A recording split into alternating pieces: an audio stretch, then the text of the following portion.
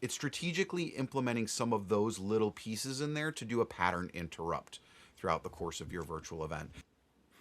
Welcome to the podcast about communication in business. I'm your host, George Torok. Did you know that I'm known as the speech coach for executives? That's because I help senior executives deliver the intended message for greater success. When you listen to this podcast, you will hear from communication experts from around the world. My guest today is Bernie DeSantis. Here's 3 facts that I think you should know about Bernie. 1, he is the owner of Insignia Training Partners, a Detroit-based firm that helps organizations and experts design and deliver high-impact virtual events and learning experiences. 2, he has produced over, wait for it, 6,000 virtual events and worked with organizations ranging from small business to global enterprises. And 3, he's passionate about helping people communicate and hold space for important conversations more effectively in a virtual world, and believes professional doesn't have to be boring. Bernie DeSantis, welcome to your intended message. Thank you for having me, George. I'm glad to be here today, my friends. Good to see you as always. Delighted to be talking with you again. And of course, if people could see you now, they'd know that, hey, this guy isn't boring with that. I don't know. Do we call that a handlebar mustache? Is that a fair description? It's a handlebar. It's my own variation of a handlebar. You know, a lot of people really keep it very tight, very crisp. They use a lot of product. I'm 100% natural. 100% natural. And I find it curious that with your personality and looks, you're actually the behind the scenes guy. When it comes to virtual presentation, you're the guy behind the scenes, making things happen, running the technology, fixing it when things break down, and being ready to make the stars appear as stars. That's right. Yeah, nobody has ever told me that I have a face for radio, thankfully. But indeed, yeah, after 20-ish years in corporate America, standing at the front of the room, delivering training, COVID hit, and now I am more oftentimes behind the camera than in front of it. And it's been a really interesting and fun journey, George. Really. And I'm curious about that. So that transition from when you were designing and delivering training to now being the guy sitting in running all the controls, does it feel like you gave something up or that you gained something? Ooh, it's such a good question. You know, there was a time where I definitely felt like I had given something up, not standing at the front of the room, not being the one who's delivering, the training, the education, the value, as it were. But the more time I spent behind the camera, the more presenters and speakers and trainers that I worked with, I realized how much more value I was providing to them by supporting them through their event. Because as a facilitator, as a speaker, more often than not, I know what they're going to need even before they need it in their presentation. And I would say that's one of the biggest value adds is, I'm not just the guy who's pushing the buttons while I do that. I know when to push them. I know what buttons to push, how to push them, why we're pushing them, and I can actually give you feedback on whether or not it worked. If you're bringing in a VA, they may be able to push the buttons, but are they going to be able to give you the feedback? Are they going to improve? And I think that's where my big value add is now, is that with an experienced facilitator, they have it pretty well dialed in. And it's usually about the inches, the little incremental changes that they can make to really make it pop and wow for people. And that's what I can bring to the table.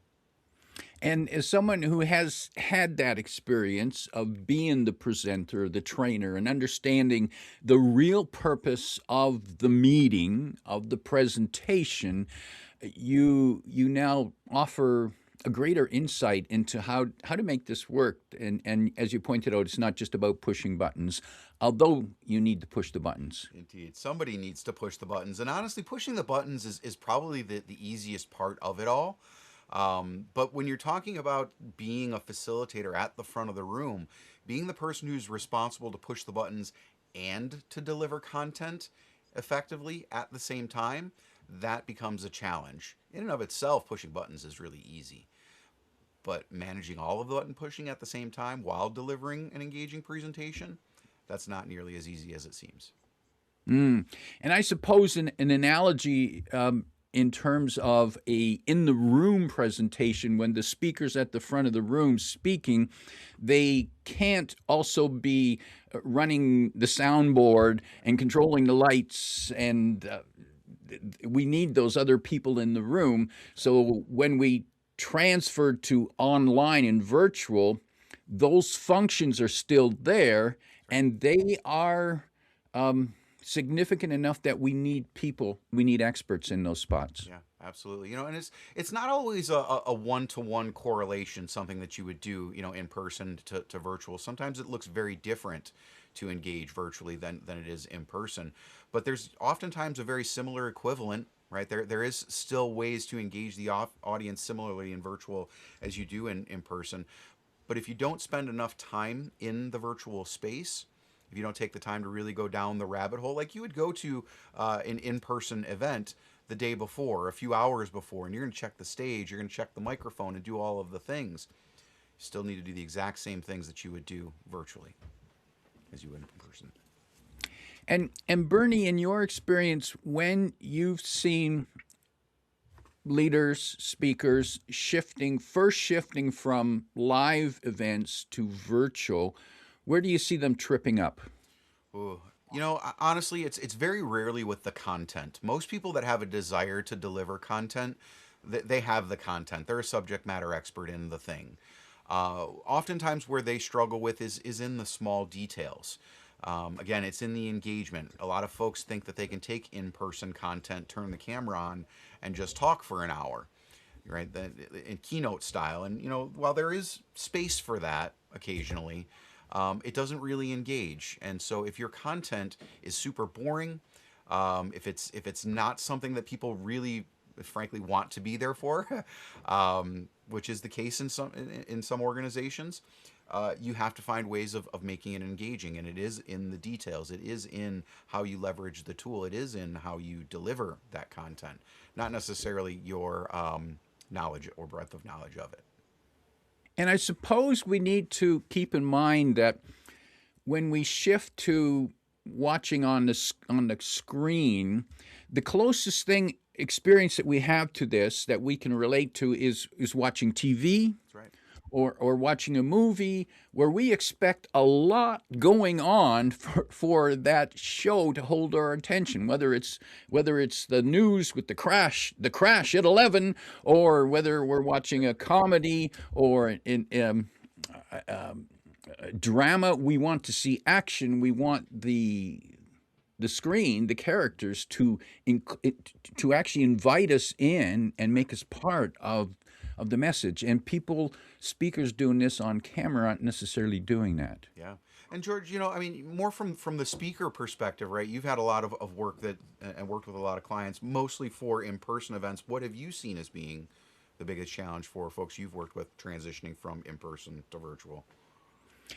The biggest mistake that I've seen is that the camera magnifies people's flaws. So when they're in the room, their personality, there's energy and that makes up for the flaws and their personality to come through, but the camera strips that away and exposes and we're pretty much we don't have the contact, the feeling. We've just got one connection here for two connections, one for what we see and what we hear online, and it's not a full experience like when we're in the room. Absolutely. Yeah, absolutely agree.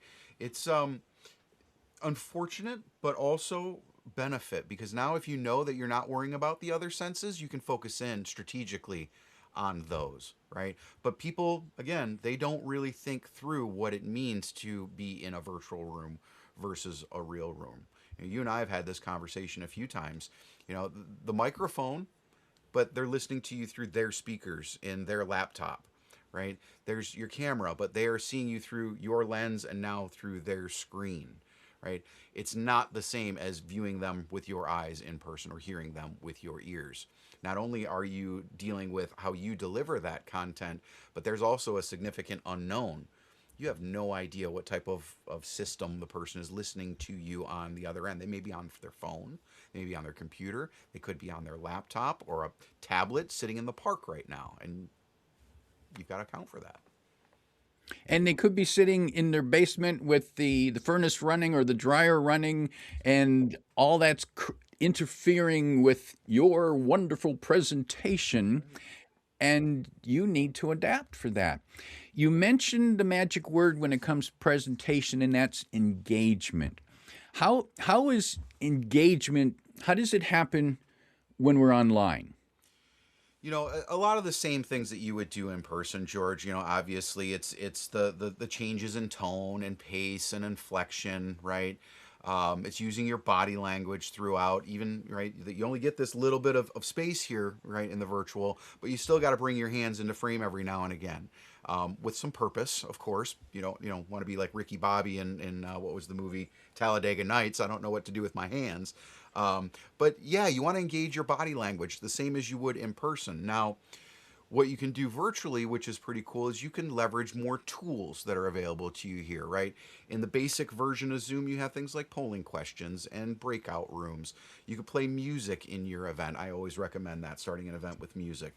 Chat prompts, there's resources, playing videos, there's annotations. There's a lot of different things that you can bring in just in Zoom in and of itself. But then if you're a technology person, there's apps galore out there, and they're starting to bring AI into more and more of these things. I used a word cloud in an event I did last week through Poll Everywhere, and it was fun. It's cool. It's strategically implementing some of those little pieces in there to do a pattern interrupt throughout the course of your virtual event. That's all really you're doing with any of these tools, is a little pattern interrupt to break the pattern of your voice coming through their speakers. It forces a pause, a little bit of a silence, change of pace, and then they get drawn back into the presentation. Pattern interrupt. That is an appropriate phrase to use, because it is the interruptions that actually grab our attention back, that engage us.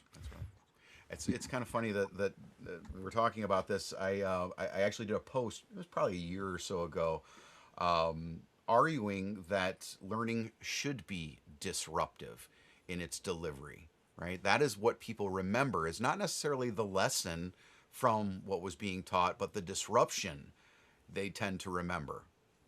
And so if you focus on making your learning not disruptive in a bad way, but disruptive in the right ways, right? Where it breaks the pattern, it makes them change focus from the thing that they were doing here to now I'm looking at this thing over here.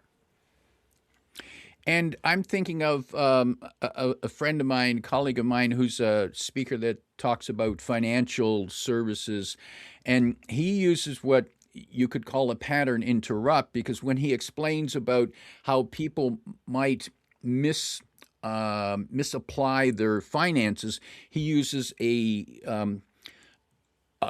can that he pours water into it, but it has holes in the bottom, so the water falls out on the floor, and it's a pattern interrupt, and that people remember because it's a visual, and you don't see that every day. Absolutely. Well, it's like the old vacuum salespeople, right? They would bring the vacuum into your house, and they would suck all the dirt up out of your carpet that your existing vacuum isn't getting, and then they show it to you. It's like, well, okay, that interrupts my train of thinking. I didn't realize my vacuum was that big a piece of garbage.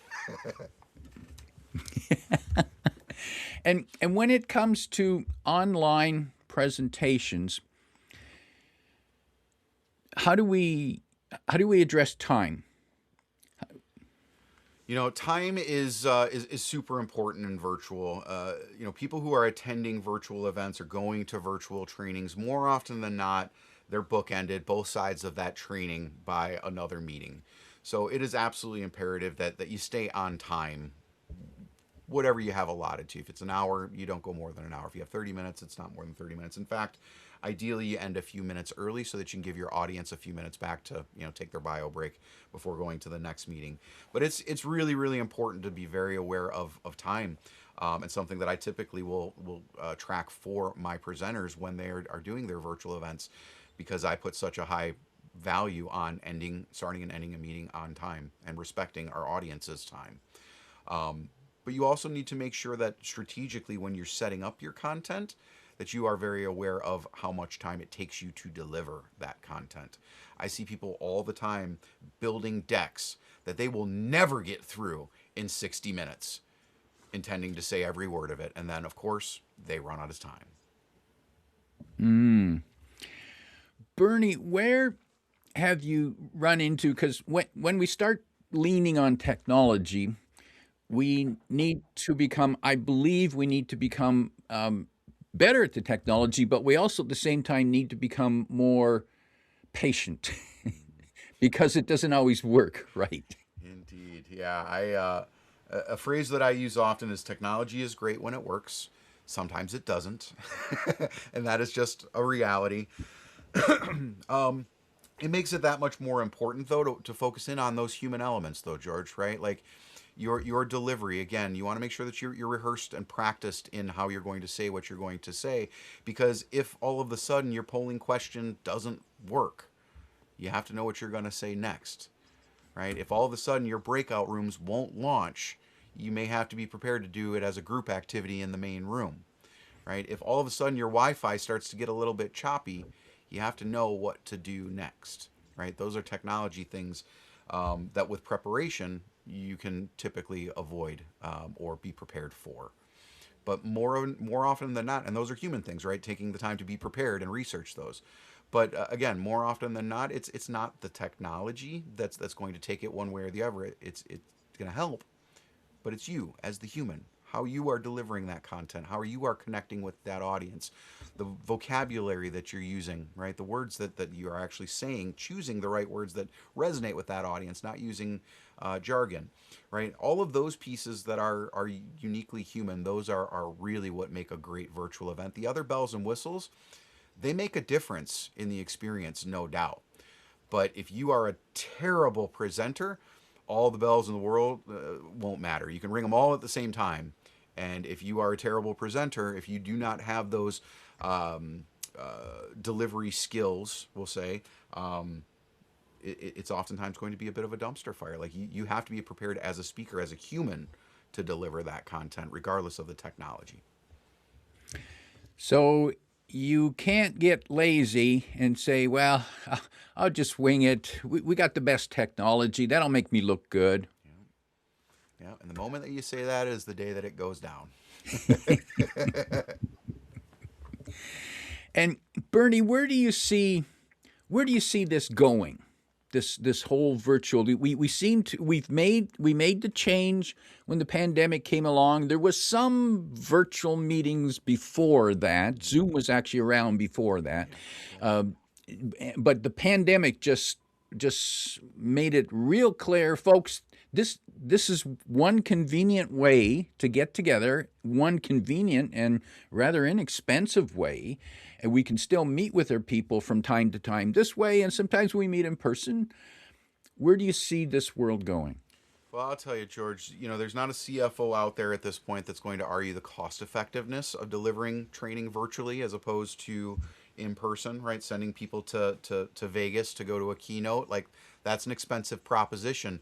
And now with gas prices what they are, it's an even more expensive proposition. COVID definitely made this as a medium of communication and delivery accepted. It's not going away at this point. In fact, I see it becoming a much more intentional channel than the backup plan that it has been the last few years, right? A small shop like you or me using virtual now can be a global organization, right? Instead of being restricted to just your geography and where you can drive to, you can quite literally be delivering your content in Australia in 20 minutes or less if you really wanted to. So I don't see it going away. I see it becoming a much more strategic part of a lot of people's business development activity for those who are using education as a sales tool, but also as delivery method, right? Again, if it costs you $10,000 more now than it did a few years ago to travel somewhere due to the cost of, the flights and gas and all of the things, well, people may take a virtual option at a lower price point and still get the same value out of it. Technology changes and usually changes quickly. Does that mean that you are dealing with new changes, new tools? What worked last week doesn't work the same way this week?